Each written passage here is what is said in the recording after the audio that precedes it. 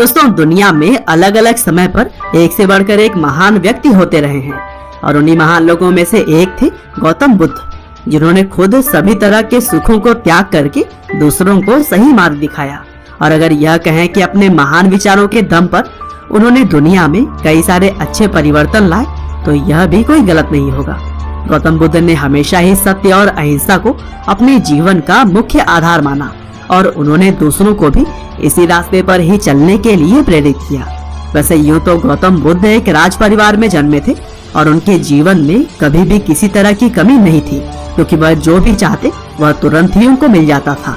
लेकिन इसके बावजूद उन्होंने दिव्य ज्ञान की खोज में इन सभी सामाजिक सुखों को त्याग दिया और फिर अपने महान विचारों को बांटते हुए उन्होंने भगवान का दर्जा प्राप्त किया।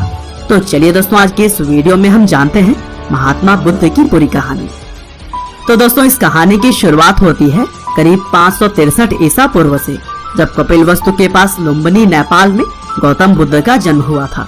उनके बचपन का नाम सिद्धार्थ गौतम है और वह राजा शुद्धोधन और महारानी महामाया देवी के घर में पैदा हुए थे। दरअसल उस समय की परंपरा थी कि जब भी बच्चों का जन्म करीब होता था तब महिला अपने मायके आ जाती थी। लेकिन जब महारानी अपने मायके कपिलवस्तु आ ही रही थी, तभी रास्ते में ही गौतम बुद्ध के जन्म का समय आ गया और इसीलिए लुम्बिनी नेपाल में एक पेड़ के नीचे ही गौतम बुद्ध पैदा हो गए। हालांकि जन्म के 7 दिन बाद उनकी मां की मृत्यु हो गई थी। लेकिन जब बुद्ध जी को राजा के पास लेकर जाया गया, तब वहाँ पर सभी रीति रिवाजों के साथ बच्चे का नाम सिद्धार्थ रखा गया और इनके नामकरण के दौरान कई नामी साधु संत आए थे, जिनमें से ज्यादातर लोगों ने सिद्धार्थ के बारे में भविष्यवाणी की कि यह महान राजा बनेंगे या फिर एक महान साधु। और फिर माँ की मृत्यु के बाद से सिद्धार्थ का पालन पोषण उनकी मौसी महाप्रजापति गौतम ने की। और दोस्तों, सिद्धार्थ के पिता उनको बचपन से ही एक महान राजा बनाना चाहते थे और इसीलिए उन्होंने सिद्धार्थ को धार्मिक ज्ञान से बचपन में दूर ही रखा। लेकिन सिद्धार्थ बचपन से ही काफी दयालु थे और वह किसी को भी दुख नहीं पहुंचाना चाहते थे, यहाँ तक कि वह खेलते समय जानबूझकर खुद ही हार जाया करते थे। और दोस्तों, जब उनके चचेरे भाई देवदत्त ने एक हंस को अपने बाण से घायल किया था, तब उस हंस की रक्षा भी सिद्धार्थ ने की थी। और शायद यह कहानी आप लोगों में से ज्यादातर लोगों ने तो जरूर ही सुनी होगी। और यही सभी बातें ही तो थी जो कि सिद्धार्थ को बाकी लोगों से अलग बनाती थी। हालांकि जब सिद्धार्थ 16 साल के थे, तब उनकी शादी राजकुमारी यशोधरा से कर दी गई और फिर इसी समय से ही वह लगातार कई सारे धार्मिक सवालों के जवाब ढूंढने लगे। और फिर अपने युवा अवस्था में जब वह बाहर निकलकर जनता के बीच गए, तब अपनी इस यात्रा में उन्होंने बीमारी, बुढ़ापा और सांसारिक दुखों की तरह ही बहुत सारी ऐसी बातें जानी जिसके बारे में उन्हें पहले कभी भी पता नहीं था। और फिर अपने पिता के विरुद्ध उन्होंने एक रात महल छोड़ने का फैसला ले लिया और फिर बाहर आकर उन्होंने निश्चय किया कि वह दिव्य ज्ञान की प्राप्ति करेंगे। और दोस्तों, यहीं से शुरू हो गई सिद्धार्थ गौतम के गौतम बुद्ध बनने की यात्रा।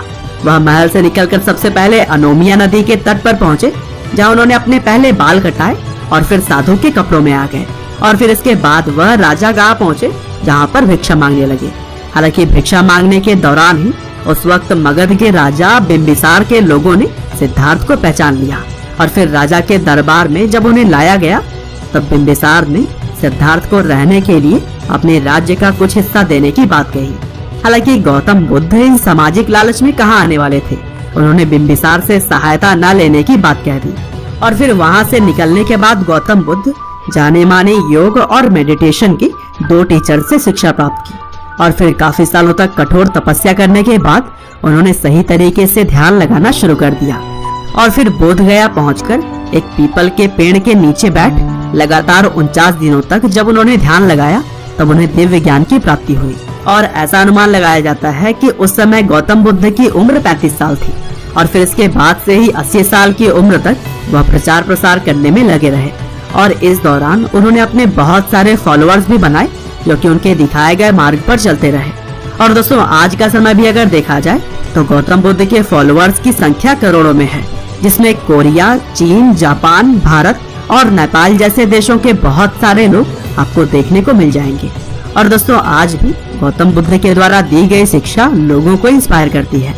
उम्मीद करते हैं कि राजकुमार सिद्धार्थ से भगवान बुद्ध बनने तक की यह कहानी आपको जरूर ही पसंद आई होगी। आपका